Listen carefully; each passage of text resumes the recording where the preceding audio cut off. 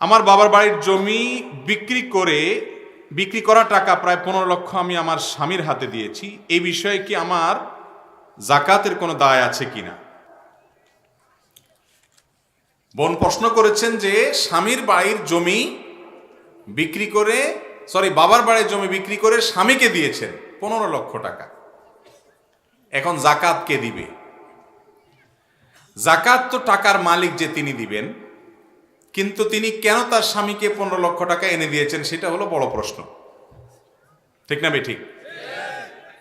হতে পারে শ্বশুর জামাই লেনদেন করছে, হাওলাত নিছে, তো শ্বশুর বাড়ি থেকে তো হাওলাত নেওয়াই যায়, কিন্তু দুনিয়ার এত জায়গা থাকতে শ্বশুর বাড়িতে কেন? বুঝেন নাই কথা? যে জামাই দুনিয়াতে তোমার জীবনে এত বন্ধু বান্ধব, এত সহজ সম্পর্ক, এত কিছু, তোমার হাওলাতের দরকার আসলে শুধু শ্বশুর বাড়িতে ফুসুর ফুসুর করো, কাহিনী কি? গন্ধ খারাপ, লক্ষণ খারাপ।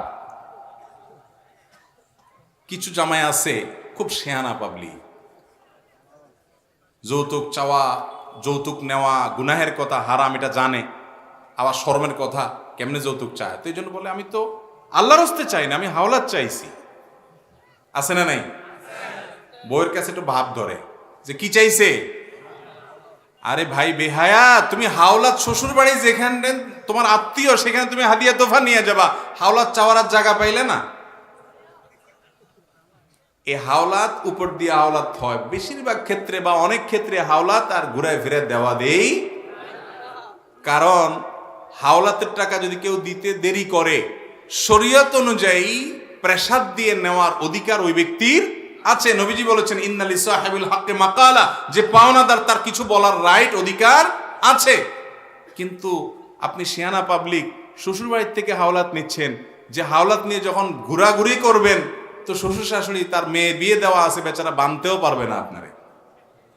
ঠিক না বেঠিক? এসব চালাকি করবেন না, এসব বেহায়ামি করবেন না। সম্পদ আল্লাহ তাআলা মানুষকে দেন, শ্রম দিবেন, পরিশ্রম করবেন, কষ্ট করবেন, অল্প খাবেন, কিন্তু নির্লজ্জের মতো কাজ করবেন না।